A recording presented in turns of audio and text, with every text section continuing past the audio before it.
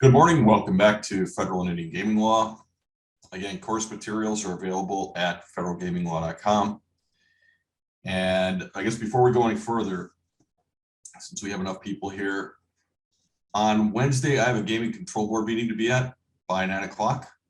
So the options are a very short class period on Wednesday, or we can skip Wednesday and go to Monday. So how many people want the short class period rather than the skipping Wednesday?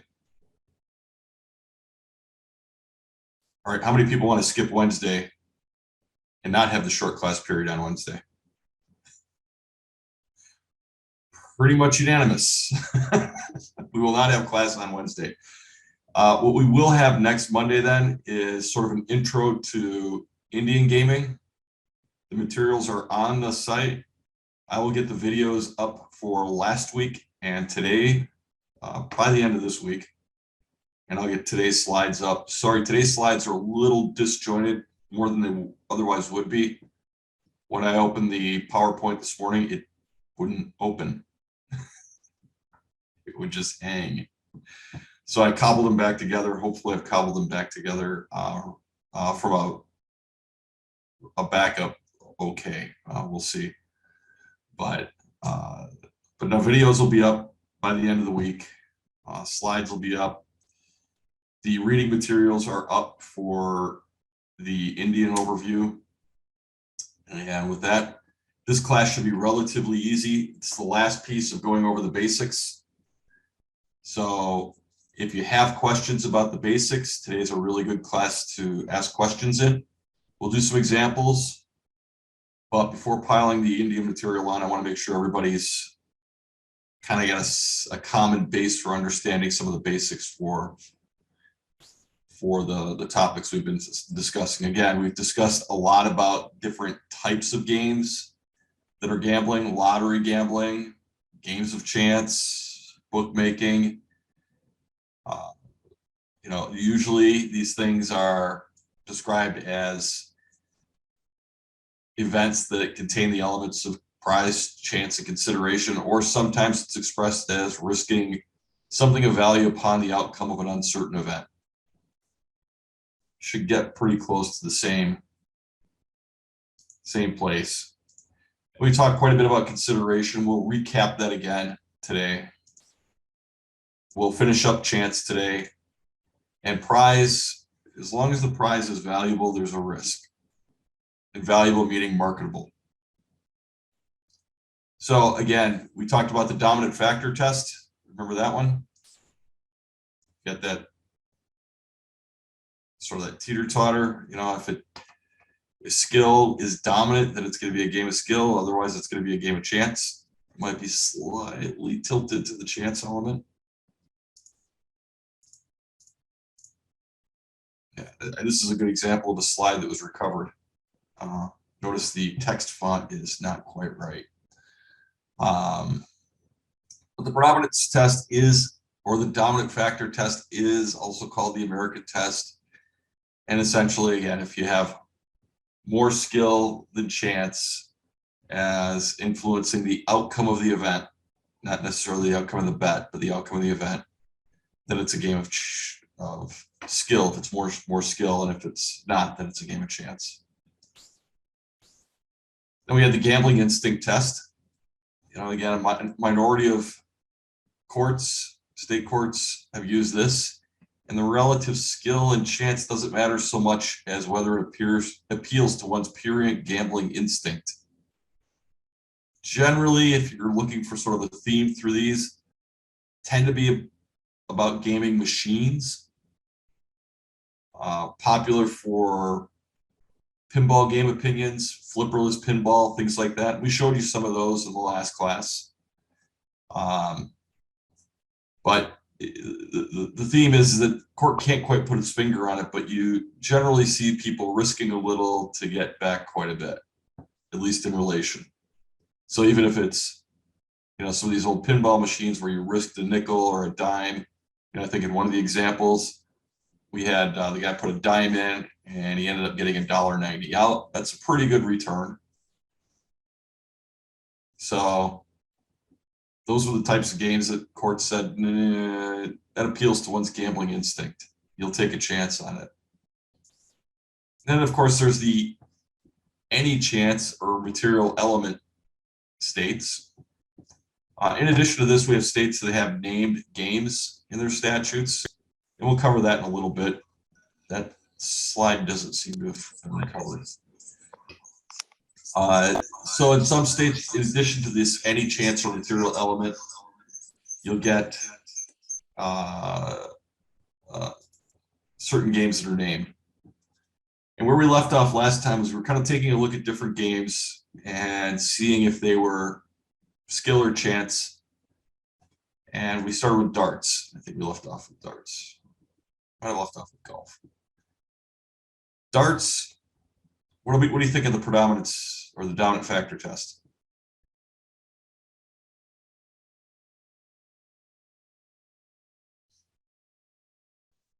Probably a game of skill, right? Anybody ever play darts? I think for most people, if you ever play against a skilled dart player, hard to beat a skilled dart player. But what about under the material element or any chance test? Yeah, probably a game of chance. Gambling instinct? I think it depends. Throw a dart for a buck, get a bullseye, get 20. Starting to feel a little more like gambling. So again, I think it depends on the test. We talked about golf. Hole-in-one contests in particular are fertile ground for courts to take a look at things. What do you think, hole-in-one contest?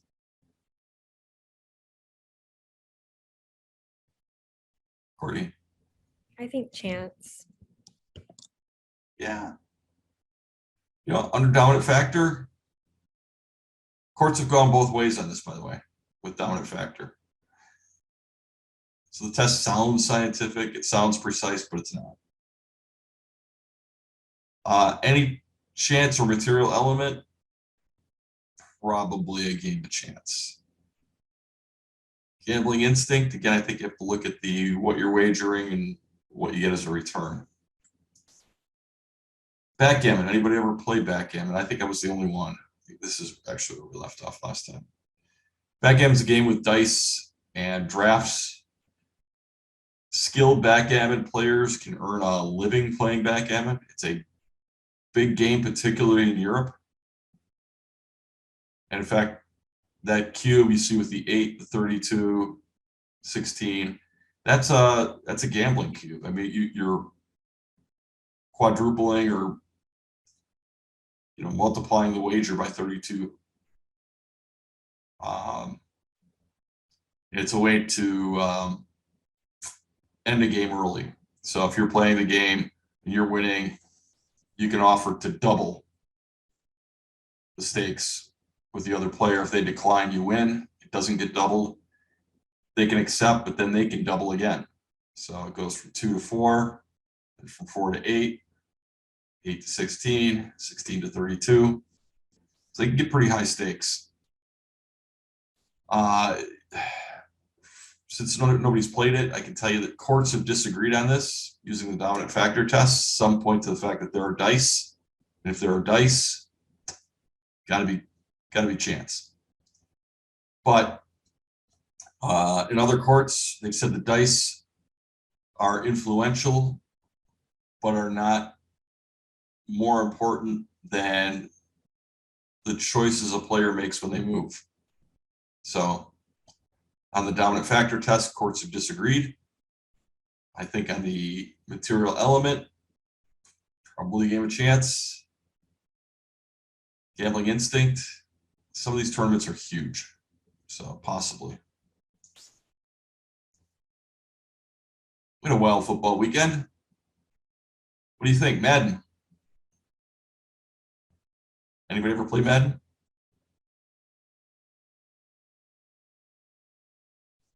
It's tough. for an old guy like me, it's really tough. There are too many combinations on the Xbox controller or the PS controller. I think on the dominant factor test, it's probably a game of skill. It's you against your opponent. It is difficult. It is a tough game to play. There's no way I can beat my 18-year-old nephew. No way in hell. But are there elements of chance? Yeah, there are. There are a lot of them. Fumbles occur randomly. Scrum, particularly with a fumble, I think the award of the recovery is somewhat random. Interceptions, ball drifting, things like that. But those chance elements are kind of what make it fun as well. But on material element, there's a substantial amount of chance there are a random number generating going on. So you see this with a lot of video games, Call of Duty, some others. The only game I can think of that I think is truly skill with almost no chance, if any, is Counter-Strike. Anybody ever play that? No CS players? Ever see it? It's a big game. It's one of the probably the top 8 games for esports, but no random elements. So pretty good.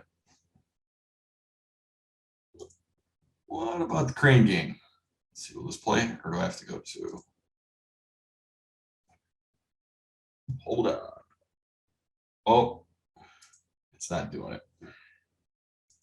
Just once! Oh, there we go. Please, oh please let me win one time! Squid, I think you have a problem. What's this? The deed to my house?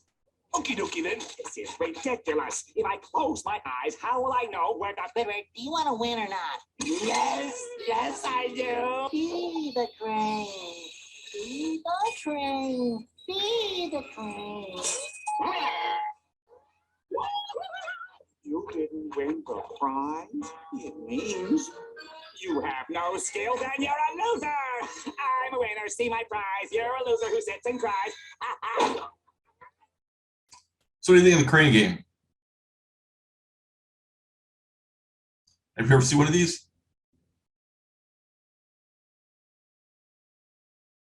Alex? I mean, certainly there's some degree of skill that kind of comes with it in terms of maneuvering the crane and positioning it and all that. But, more or less, I certainly think it's more chance. I think also I don't know too much of the specifics, but I know some of the machines, like depending on when they're ready, like pay out, so to say, like it affects like the strength of the grab on the claw and stuff. So I think that's part of it too. All right, how many think it's skill?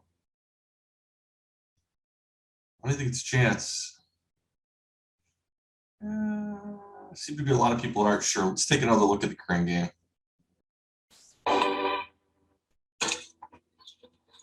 The fairground grab Can you hear it? so badly named. What is it with these things? It looks like money for old rope. Coins in, the claw hovers over a tempting prize. You're in position, and down it goes. Got it. And then suddenly you haven't, and it's more wasted cash. Will you always be a loser, or can science step in to help? Of course it can. Brainiacs make a living looking for ways to beat the system and run off with the loot. And here's how to do it with the funfair grab. Let's have a little peek inside. Lurking in the workings of all these machines is a little yellow box like this one. Don't really cash. It operates with 2 settings. It tells the grabber how many times it should pay out and also how hard it should grip the toy. If you want to win at these machines, you're going to have to beat the yellow box. So, how do you do it? Well, firstly, like all good scientists, you have to put in the research. The yellow box sets the machine to pay out after a certain number of plays. So it's 1 in 5 or 1 in 10 or whatever. You have to lurk and watch. What you're looking for is a win. Once you've seen one, start counting. Just watch those other suckers come up and lose, because their loss is going to be your gain. Once there's another win, you know the magic number. That's the yellow box setting.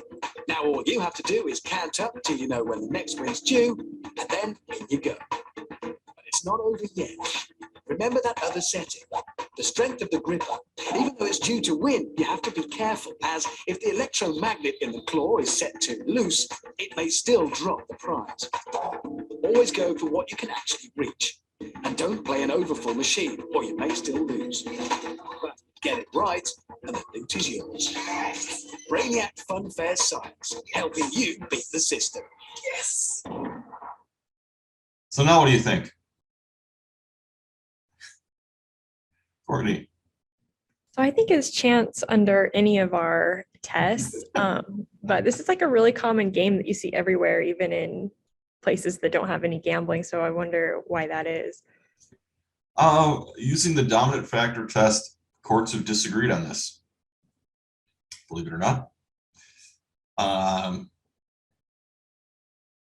guess you could, as the video suggests, put in the research or put in the work, do some research and lurk around the machine as children are playing it.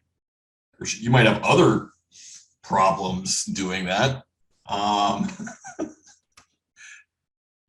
But you know, it's another illustration of that. You know, even though the dominant factor test sounds pretty cut and dry, it really isn't. And when you start getting closer to the middle, you know, courts can disagree on certain things. I think that, you know, personally, the crane game is probably chance under dominant factor if I were a judge, just because you don't know what those settings are. Right? You have no idea the actual weight of any of those prizes, even if you knew what the force setting was. Knowing whether a certain prize is within that force setting is something that is at best a guess. In prior classes, this has been pretty animated. You know, we'll have a bunch of people that say it's skill, and then they'll watch this and kind of change their minds, or vice versa. I think under the material element test, clearly there's a lot of chance involved. Gambling instinct. Well, some of these crane games have some pretty spectacular prizes. You know, I've seen one with a switch, you know, where they have switch boxes in there as well. That's a pretty substantial prize to Nintendo Switch. So, oops. So again, you know, courts in Massachusetts and Kansas have actually disagreed on the crane game. Alabama and New Jersey have disagreed on backgammon using the dominant factor test. Nevada and North Dakota have disagreed on hole-in-one contests using dominant factor. So how do you explain the differences? How would you explain that?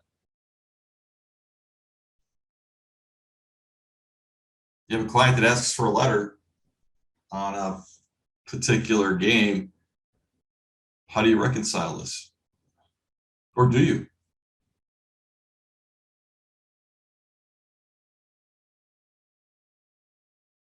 Courtney? I think you just have to like basically explain that it's subjective and it's going to depend on the judge and where they're at, and you know, try to provide information on that jurisdiction, that judge, to help them assess. Yeah, I think I'll tell you what I do in letters is I let them know that, you know, even though this test looks pretty scientific, it's not. There's a fair amount of subjectivity in it, and these examples exist. So even though you think your game may be a game or an event where skill is dominant, you know, if there's a substantial element chance in there, it could go either way. So yeah, it's one other thing I should note is that the law is very paternalistic. with these tests. There is a test, or there is a court opinion, I believe it's out of North Dakota, where chess was lumped in with blackjack and poker because it was pay to play and win at a children's playground event. So if children are doing pay to play and win, doesn't matter what the test is, it's going to come out, it's not going to be good. So something to kind of keep in mind if you've got a client that has a game that is going to appeal to children or is going to be offered in a setting like that, let them know that they're, pay to play and win is going to be a problem for them. If chess can be lumped in with blackjack and poker, and why a playground fundraiser was offering blackjack and poker to school-age children is beyond me. But they were, along with checkers and chess. Did not go well.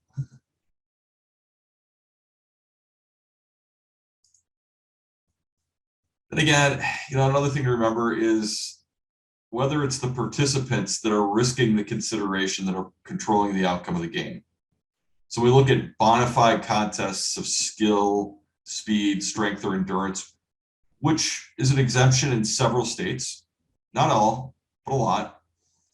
Again, look at whose skill is being measured or whose speed or endurance. So Bob and Ray play chess and they want to bet each other $100 on who's going to win. What do you think?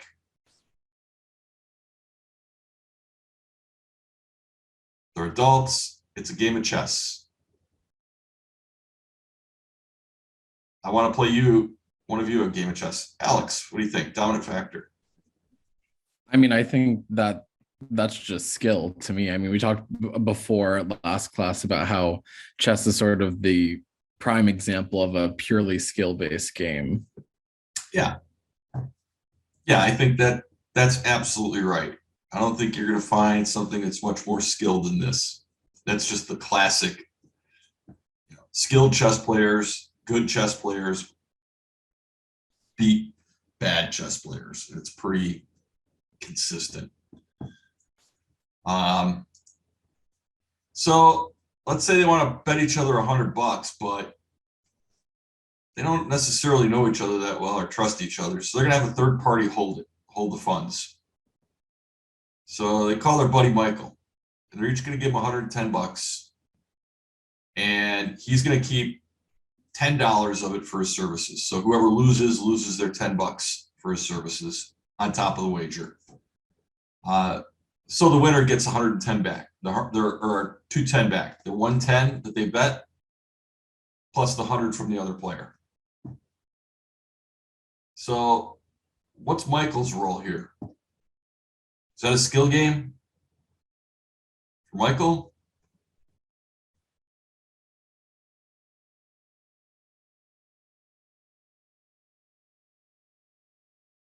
Courtney?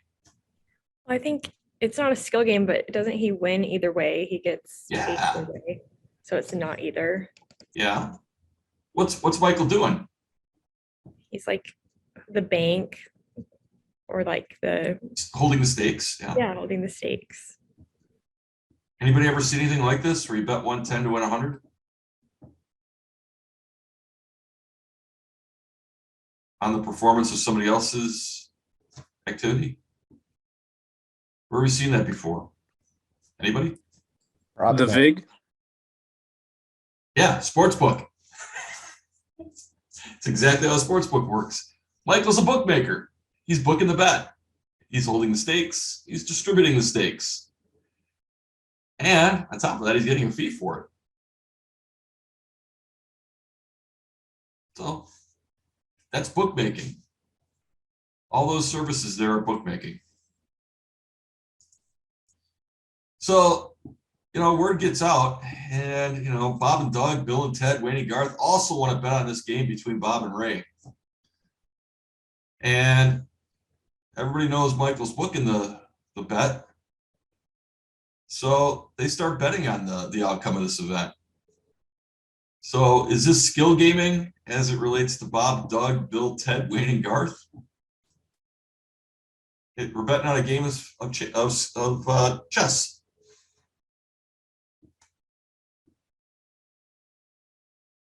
What do you think?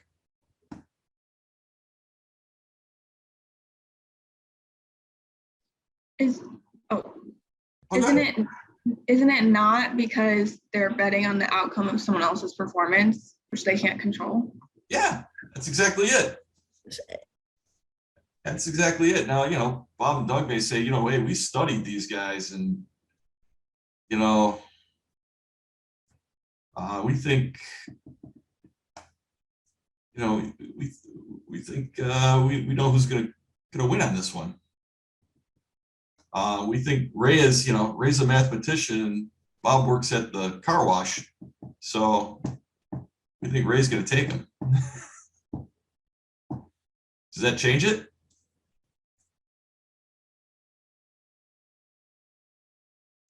Again, what does this kind of look like? It looks like this weekend when an underdog wins the game.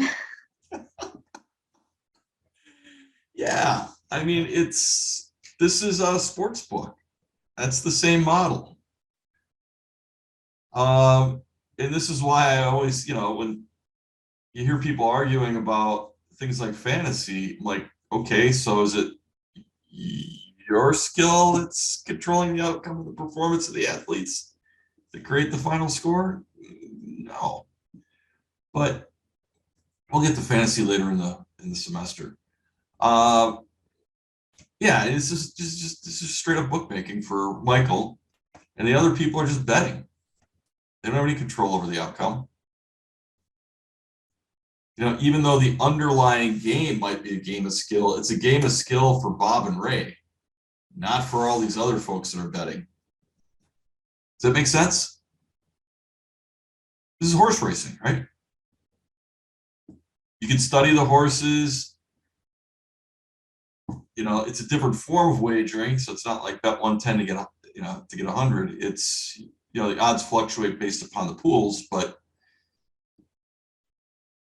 you know, is a horse race a skilled event? Yeah. Do the jockeys have to be skilled? The horses have to have endurance and speed? Yeah. But it's not the speed of the bettors that control the outcome. It better not be. Otherwise, you get, you know, other problems. So kind of keep that in mind. When you see these skill game exemptions, these, you know, an exemption for a bona fide contest of skill, speed, endurance, dexterity, things like that. That means the actual players of that game, not necessarily the bettors on that game. And this is a concept that gets lost on a lot of people. So if you don't get it, let me know. We'll kind of try to find another way to explain it. Because it's an important concept. And again, this is the, you know, these first 3 classes are really to kind of lay that foundation so that you know, particularly the people who've never had a class before have the same foundation to build on as those that have. All right, so let's do some hypotheticals. I think at the beginning of the semester, there was a request for things like this. So, client Alex T wants to put in a coin-operated network trivia machines in bars. Anybody ever see these? Yeah. Players pay $5 to enter an hourly round of trivia games. Each hour, the player with the highest score nationally wins $100 and gets paid out by the sponsoring bar. Client Alex T is asking for a clean opinion letter. Can it be provided? And if not, what risk reduction measures would you suggest? What do you think?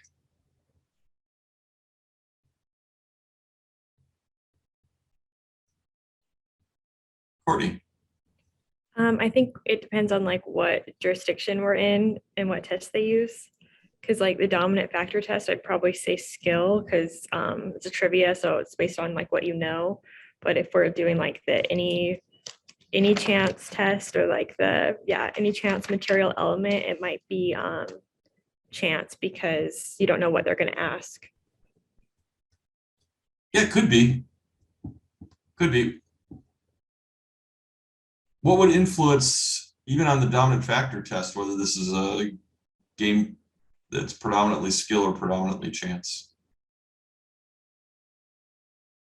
What do you think?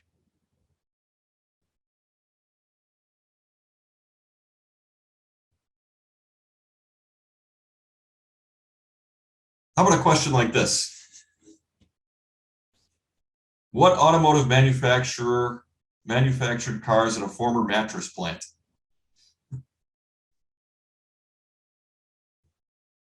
Trivia question. Anybody know the answer?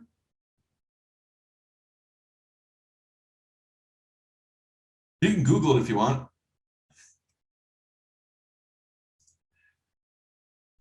Ford? No. A good guess.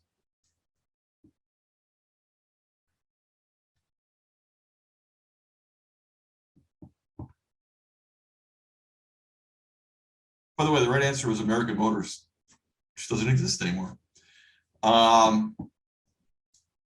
the questions probably have to be from a common body of knowledge.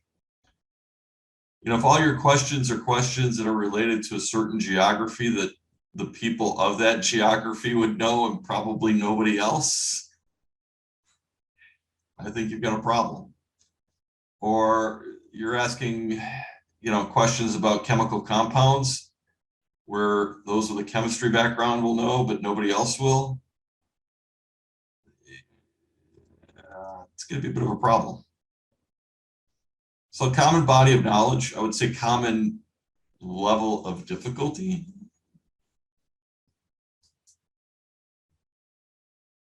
So hard to do a truly clean opinion, right? Can't say, oh yeah, it's legal everywhere.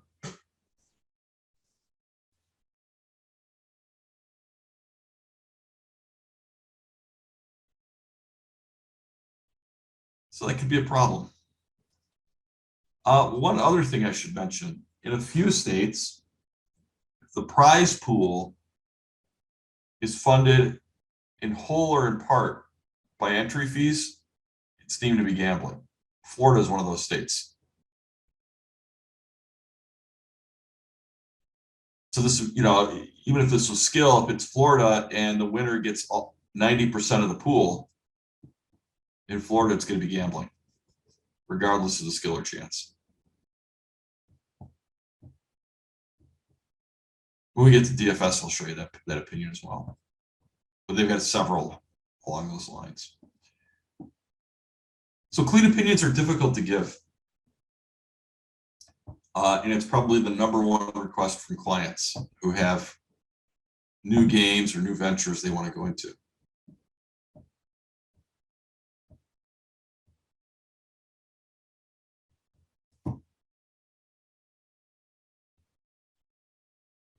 All right.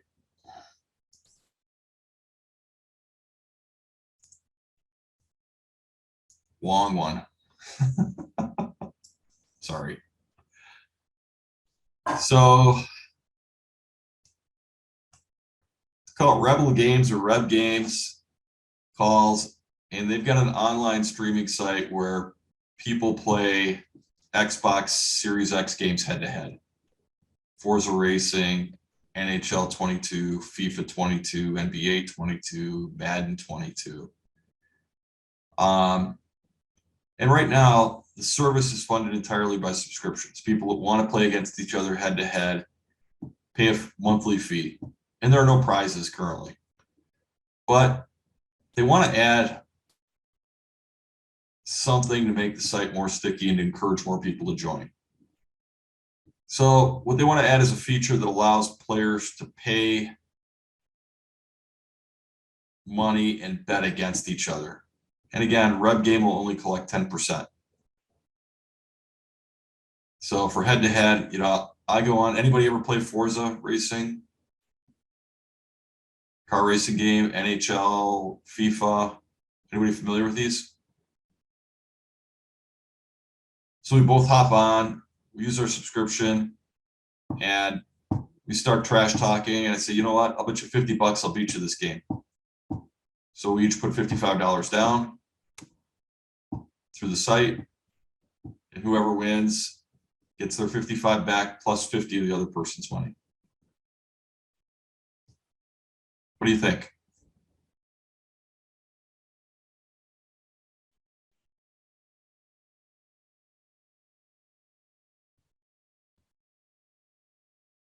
Think a minute.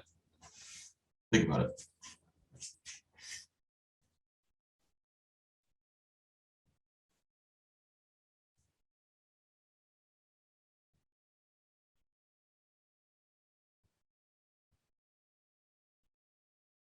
Alex, what do you think? Well, so it's it seems like over half of like the total amount that would be staked is going to individuals who it's not like they're not betting on their own skill. It's those betting on the skill of another, or in this case, the 10% for the bookkeeper. So I think that would probably make it more of less of like a bona fide game of skill and more of a game of chance, potentially. I mean, let's just take a look at that first example. So it's just head-to-head betting. I play you in a game of choose your favorite sports simulation game. NHL, FIFA, NBA, Madden, racing. I think as between us, it's probably a game of skill, but what about for the site that's... Well, I mean, that's kind of like the example earlier with the Right. chess, and we were talking about how that was okay. It's exactly what it is. But see, it doesn't seem that way because now we have a video game, right? No, that's exactly it. I mean, at this point, Reb Games becomes a bookmaker. Or they're booking the bet. They're recording it. They're holding the stakes. They're distributing the stakes. They're collecting a service fee. All of those things are things bookmakers do. Well, so they say, all right, that's not as exciting as this other idea we have, where you can stake players. So, instead of players just betting their own money, they can have people that'll back them and stake them. So let's say, Bob and Doug are playing Madden 22.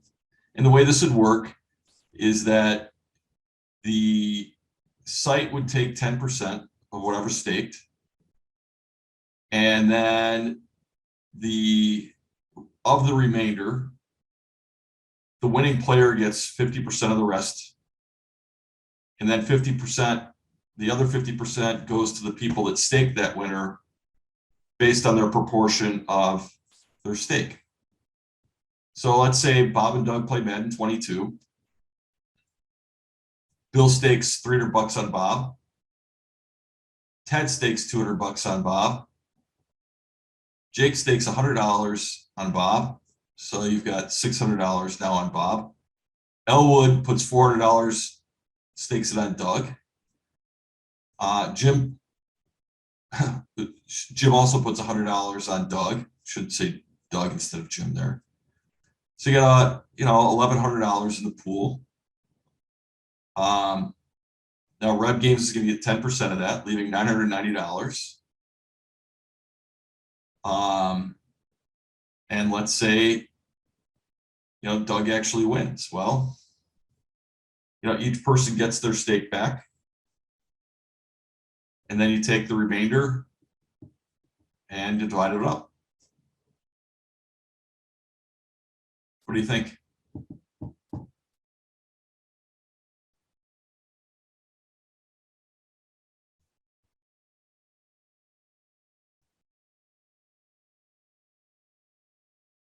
Louis? Is that not how like pari-mutuel horse wagering works, right? Kind of. Yeah. A little bit. Yeah, it's a combination.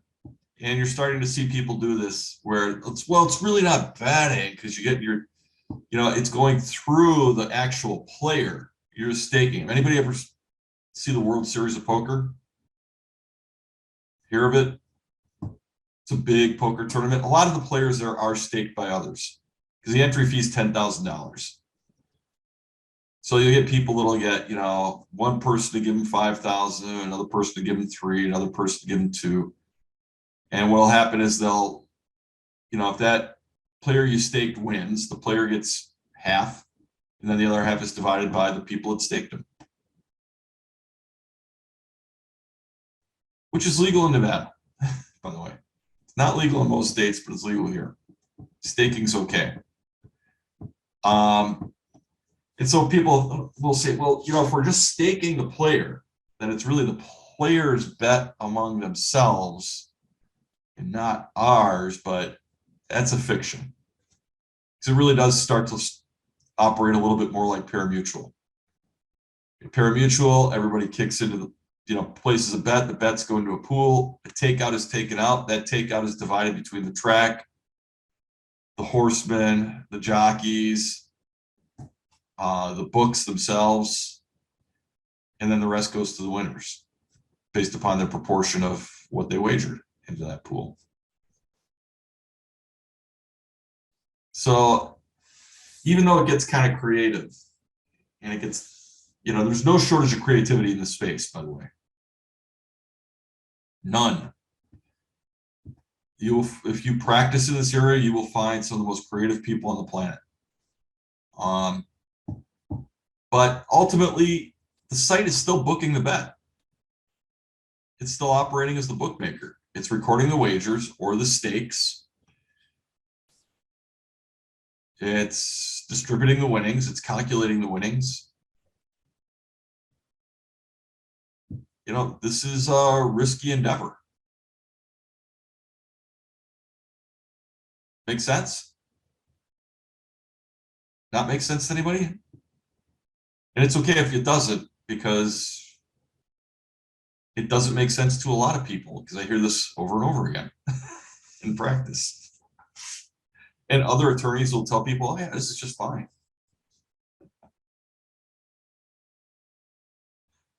Don't be one of those attorneys. All right, so let's go ahead and recap what we've done on the basics. Again, we talked about those elements. We talked about the different theories of consideration, right? Don't forget those. I know it's been a few days, but those are things to keep in mind. That valuable consideration theory, that's the theory that most courts use. Clearly, it qualifies as consideration everywhere. And that's really parting with something of marketable value, usually money. But, if you parted with a car or your house, on that, let's do another hypothetical. So you've got an online slot game, and it's free to play. Nobody parts with anything of value. But at certain levels, and you win coins, right? The virtual coins. But at certain levels of virtual coins, you can trade those in for valuable prizes. So you start out, they give you 50 virtual coins. You play, you win more virtual coins, and when you get to 10,000 coins, you're entitled to a room at a hotel. At 20,000 coins, you're entitled to a room at a hotel and a free buffet and entry into a club. At 100,000 coins, you're entitled to 2 nights, the club, and the buffet. But your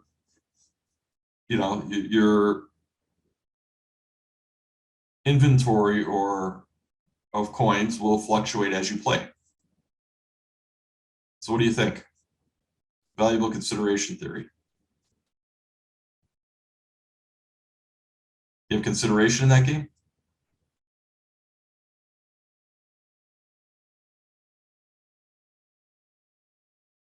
You understand how it works? Should I explain it again? So you get to play for free. Everybody's seen free slot machines online, right? They give you 500 coins to start with. You start playing, you spin the reels. Either you lose coins or you win coins. Those coins are associated with your account, so you can come back and play later. And let's say you get up to 10,000 coins, and at 10,000, you get a free room at a hotel. At 20,000, you get free room in a buffet. At 100,000, it's 2 nights and 2 buffets. Courtney. I don't think that there's like valuable consideration being given because you're not paying to play and you're not like losing actual real money. You only can potentially win something that you wouldn't otherwise like have. Any other thoughts on this? I feel like this might be like that movie theater one or the supermarket one where the time was the consideration. I don't think it would be, but that's something you would put in an opinion letter. Yeah, promoter benefit, definitely, but under valuable consideration, what do you think? All right, let's say I'm playing, I get all the way to 10,000 points. I've earned that free hotel room. But you know what? I don't want to cash it out for the free hotel room. I'm going to go try to get the hotel room in the buffet. And so I play a few hours more. But I end the night, instead of in excess of 10,000, now I'm down to 2,000 again.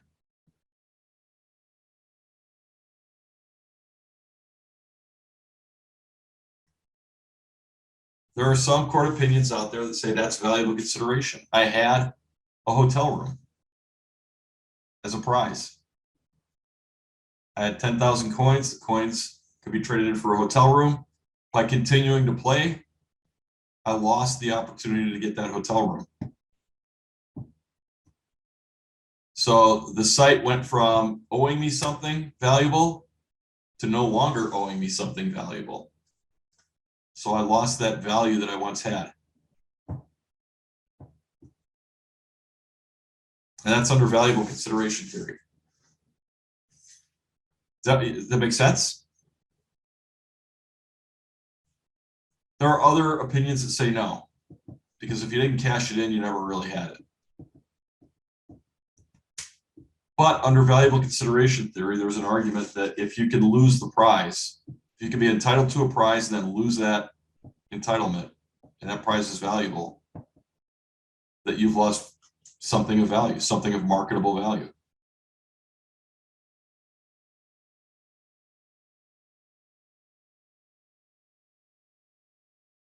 So, and this actually, one of these opinions came from Nevada, and it had an impact on us because we were doing game shows here for a while, like television game shows.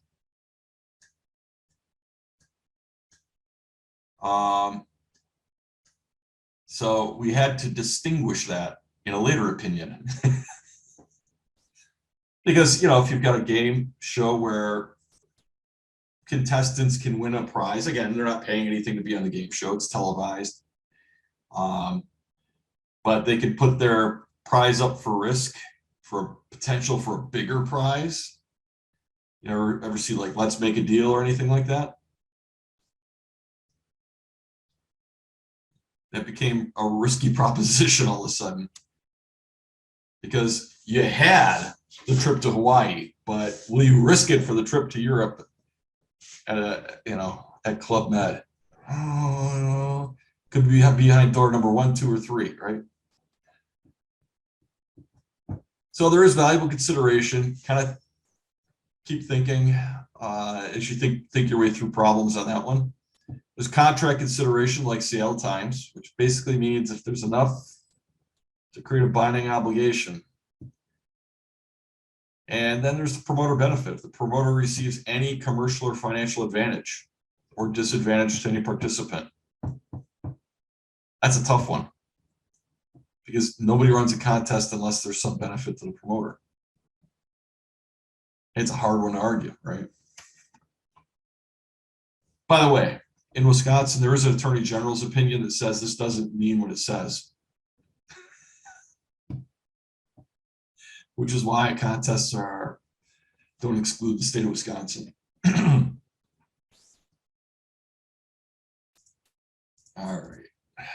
And again, we talked about the alternative method of entry, and we talked about that equal dignity rule. So if there's a free method of entry in most states, not all, you can eliminate the consideration element. But non-paying participants have to be eligible to win the same prize as those that have either paid to enter or entered with some kind of purchase. So it can't be one pool for those that purchase and another pool for those that are entering for free. And I've seen that. I've seen that a number of times.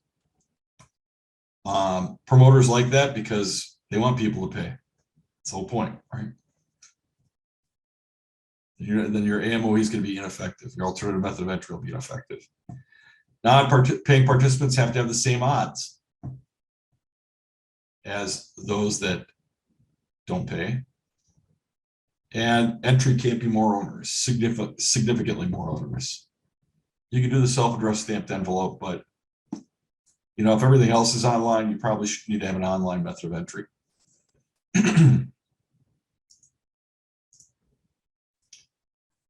So in essence, to get rid of that element of consideration in those states, the free entrants have to have equal dignity with entrants that have paid, either paid to be in it or paid through a purchase of something else. Everybody's played the Monopoly contest at McDonald's. All right, everybody knows somebody that's played the Monopoly contest at McDonald's, but won't admit to eating at McDonald's. That's how it works. You can get free entry into the Monopoly contest. When I was a kid, it was these little tags that are on food, the packaging for food and for drinks. And so what we used to do is ride our bikes to McDonald's, stand in line and go ask for playing pieces. And we keep doing it till we either got kicked out or won something. So you can, it was truly free entry. You just had the same chance of winning. I'm going to shift gears a little bit to kind of give you a preview of what's coming. So in the US, a couple of things to think about since we're talking about federal gaming law. All jurisdictions involved in a gaming event can apply their law. If Nevada says, you know what, betting on online poker is fine, we regulate it, anybody who wants to bet on it can. That doesn't mean that Utah's laws that prohibit all forms of wagering are all of a sudden suspended and we can take bets from people in Utah. So remote gaming events have to comply with all the jurisdictions in which the activity takes place. So if you're in Antigua Barbuda and you're taking bets from sports bettors in Nevada, that doesn't mean that Nevada law or US law doesn't apply. Even if Antigua Barbuda says you can take bets from anywhere in the world and it's not illegal. And it might not be under their law, but it is illegal under Nevada law and it's illegal under federal law, which we'll get to later. That's something to keep in mind. That's what a lot of the offshore sites will argue. Well, Antigua gave us a license to take bets from anywhere in the world, and the bet solely occurs here. And under Antiguan law, that's probably true. But that doesn't suspend US law or US state laws. Kind of think of it like cocaine. If Colombia tomorrow said, you know what, cocaine's legal, and you can order it mail order from anywhere in the world and it's not going to violate Colombian law, would shipping cocaine to the United States still be illegal?